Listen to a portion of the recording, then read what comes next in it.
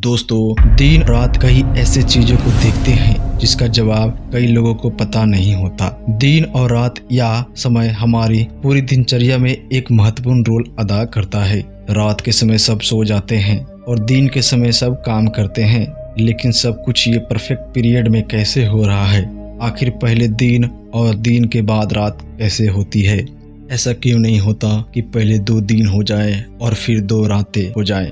दिन और रात छोटे बड़े क्यों होते हैं? हर साल मौसम के अंदर बिल्कुल फिक्स समय में सब कुछ कैसे होता है? सर्दी, गर्मी, बरसात की ऋतु उससे समय कैसे आ जाती है? और पृथ्वी पर ऐसे कई जगह मौजूद है 6 महीने दिन और 6 महीने रात ही रहती है। आज इस समय के जितने भी सवाल आपके दिमाग में चक्कर लगा रहे हैं, उसका जवाब बड़ी सटीकता से आपको देने वाले हैं।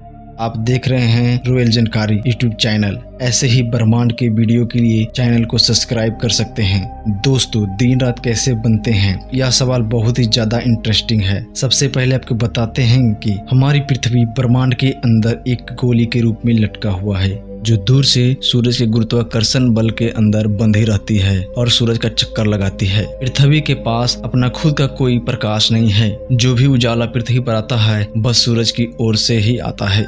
इसलिए तो वह सूरज को पृथ्वी पर लोक देवता का दर्जा दिया जाता है। सूरज की वजह से ही पृथ्वी पर जीवन और जो भी पेड़ पौधे प्रजातियां मौजूद है वो सब सूरज की ही देन है। अगर सूरज नहीं होता तो आज आप पानी पीते हैं वो भी नहीं मिल सकता, क्योंकि सूरज की गर्मी के बगैर पानी बर्फ के रूप में जम जाता। तो फिर आप जीवन की कल्पना तो छोड़ दीजिए। अगर ये कहा जाए कि हम सूरज पर ही जीवित हैं तो यह कोई गलत बात नहीं होगी। सूरज आपको पता होगा कि पृथ्वी से 15 करोड़ किलोमीटर की दूरी पर मौजूद है और यह एक परफेक्ट दूरी है जहां पर सब कुछ ग्रह पर सही सलामत रहता है। इसे हम इंसानों का भाग ही कह सकते हैं, क्योंकि शुक्र ग्रह सूरज के नजदीक है। इस वजह से वहां पर जीवन का वातावरण नष्ट हो गया और मंगल पृथ्वी की तुलना में सूरज से ज्यादा दूर है, इसलिए वहां पर ठंड ज्यादा है। और हम अपने में सवाल पर आते हैं कि दिन रात कैसे बनते हैं। तो इस सवाल का सिंपल सा जवाब है कि पृथ्वी का जो आधा भाग सूरज की ओर होता है, जी हाँ, जहाँ पर सूरज की रोशनी पड़ती है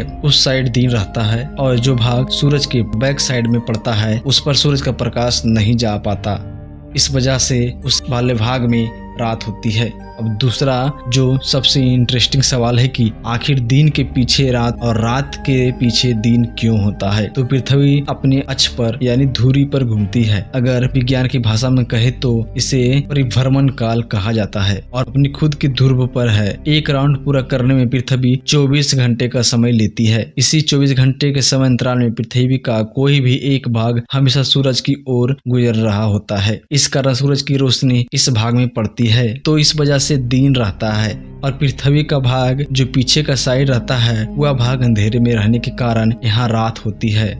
ये कुछ ऐसे आप वीडियो फुटेज में देख सकते हैं। इस प्रकार परिभ्रमण की एक चक्कर में लगभग आधे समय के लिए दिन होता है और आधी समय के लिए रात, तब दूसरा चक्कर आरंभ हो जाता है। और इस प्रकार रात के पश्चात देने वाले दिन के पश्चात रात रहती है, जो 24 घंटे के लिए एक दिन रात को साधारण बोलचाल की भाषा में कहा जाता है। और अब आपके दिमाग में जो तीसरा सवाल ये चल रहा है कि दिन और रात छोटे बड़े क्यों होते हैं, अब मैं आपको जो बता रहा हूँ उसे बड़े ध्यान से समझिएगा। अब आपके दिमाग में ये पूरी तरह से कॉन्सेप्ट क्लियर हो जाएगा। यदि पृथ्वी का अक्ष पृथ्वी के कक्षा यानी सूरज के चारों ओर चक्कर लगाने वाले मार्ग पर लंबवत है, मतलब कि सीधा होता है, तो पृथ्वी पर या प्रत्येक स्थान पर दिन रात बराबर होते हैं। लेकिन ऐसा नहीं है।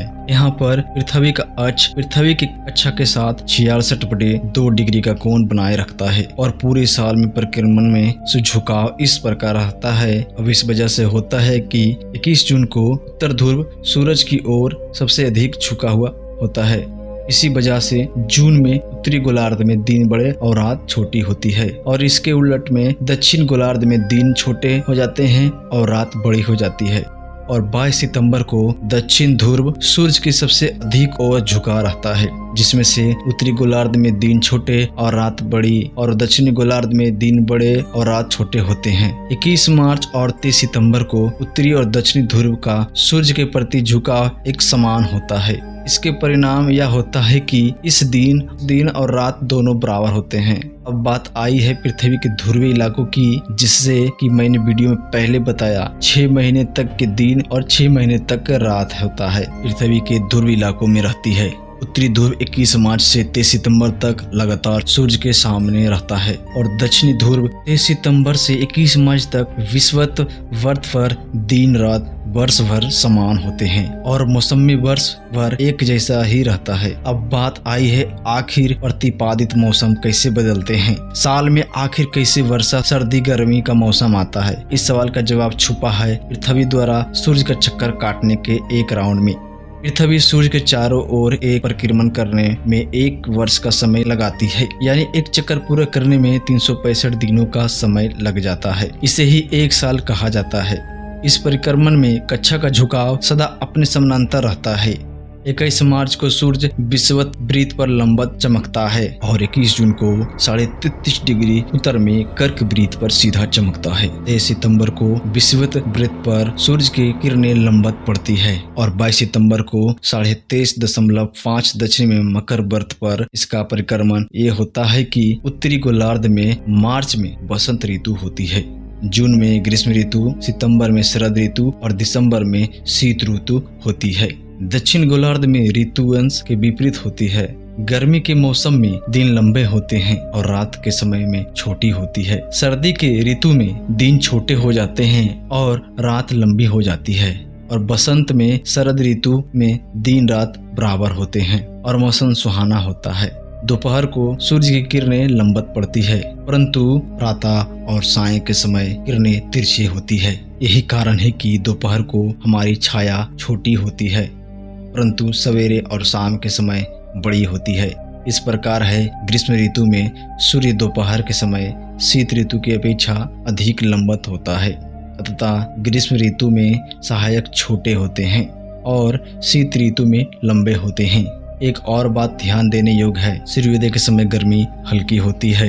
ज्यों-ज्यों सूर्य आकाश में ऊपर उठता है गर्मी बढ़ती जाती है। दोपहर के समय सूर्य सबसे अधिक ऊंचाई पर हो चुका होता है और फिर ढलने लगता है, परंतु गर्मी अभी भी 2 घंटे बढ़ जाती है। कारण यह है कि सवेरे से दोपहर तक धूप की बहुत सी गर्मी पृथ्वी में एकत्रित हो चुकी होती है और दोपहर के पश्चात भी सूर्य अभी 2 घंटे लगभग सीधा ही चमकता रहता है, जिससे पर्याप्त मात्रा में और अधिक गर्मी बढ़ जाती है। फिर सूर्य और अधिक ढल जाता है, तब धूप में बहुत कम गर्मी रह जाती है। इस समय इसे सायंकाल में मौसम ठंडा हो जाता है और रात को भी आधी रात के पश्चात आधी रात की अपेक्षा अधिक सर्दी हो जाती है। ठीक इसी प्रकार ऋतु के विषय में होता है। हमारे यहाँ जून में सबसे अधिक गर्मी का ना होकर जुलाई के माह में सबसे अधिक गर्मी होता है और शीतकाल में दिसंबर की अपेक्षा जनवरी में सर्दी अधिक पड़ती है।